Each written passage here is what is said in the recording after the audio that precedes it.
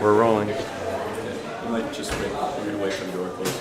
Now, how's your sound from there? Have you got a microphone that reaches over here, or have you got good enough sound? It's got pretty good sound quality. All right, great. So, fire away. just to start things off, Mr. Layton, thank you for agreeing to do this interview. Now, you just gave a presentation on your opinions and values in politics. Why do you think it's so important to take the time to speak to youth?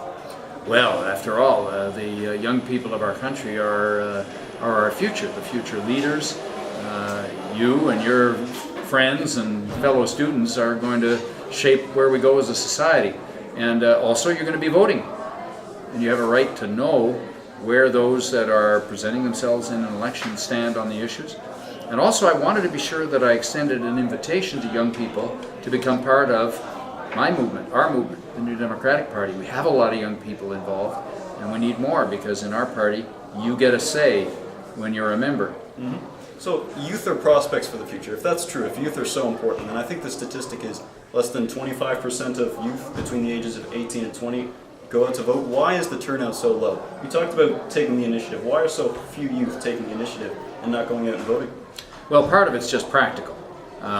Young people have a lot of things on the go, a lot of things on their minds. Mm-hmm. And sometimes they're in transition from one residence to another, and they haven't got to know who are the candidates and what are the issues in their new community. So they say to themselves, well, gee, I don't really know enough to get involved. So some of that's practical.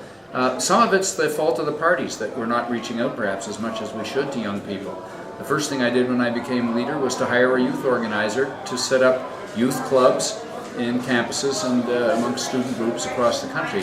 We now have many dozens of those clubs, and lots of those young people are getting involved. Some of them even ran for election. Some of them even got elected.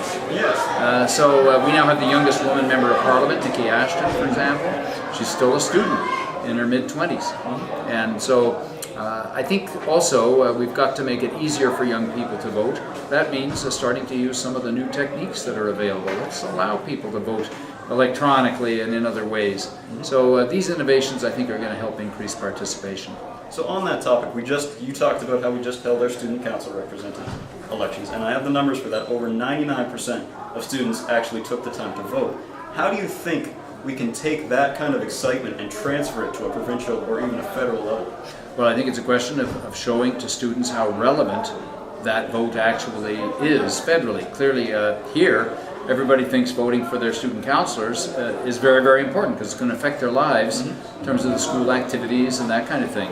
Well, the federal government can have a very direct impact on your life too, in terms of things like health care and our policies on the environment. This is going to impact all Canadians, young and old. So I think it's a question of just getting that message out, as well as inviting young people in. All right, so you think communication is the key issue here? I think communication is one of the key factors, and one of the things we've done is to begin to reach out to young people using the medium and media that young people are using today. Not every young people reads the Globe and Mail from beginning to end every morning, with their cup of coffee. But by golly, they're getting their news through their SMSs and through the social networking that goes on. And so we're trying to make sure that we're very present there. And it's our young New Democrats, actually, that are leading the way in that whole project. So let's communicate with all the students that are going to be watching this. What exactly does the government have to offer us that we might find relevant? Well, first of all, I'll tell you that making sure that post-secondary education, whether it be college, university, or training, is affordable. Right now, the cost is enormous.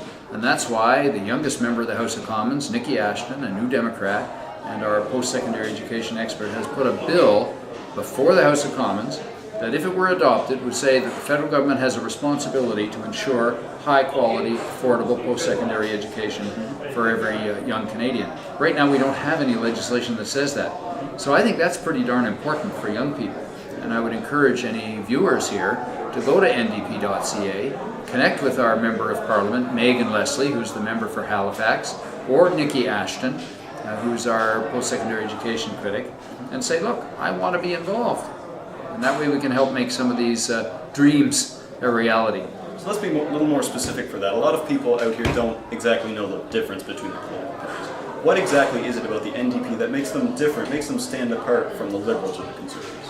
Well, first, we're not one of those old line parties that has run the country for so many years. Second, we are a party of the average person. And we want the ideas that the average person has to be on the table, and their needs to be recognized and put in first place. We believe in a more fair society, as well as being very strong on the environment. And that's a priority that I think we all share, but frankly, our two governing parties haven't done too good a job on that front. And that pretty much wraps up all that we have to ask, although I guess I can ask one more difficult question that I think everybody out there wants to know, and I will ask you, Chicago or Philadelphia? I was supporting the Canadians, so I'll have to take a look. I'm not sure which of those teams has more Canadians on them. Well, frankly, I don't really have a preference at this point. I'll just watch good hockey. Philadelphia's more orange, I guess. Yeah. Chicago's for the Liberals. Well, thank you very much for your time, Jack Layton. Pleasure. Good luck with your broadcasting, and it's great to see this happening here on at the school. All right, thank you very much. All righty.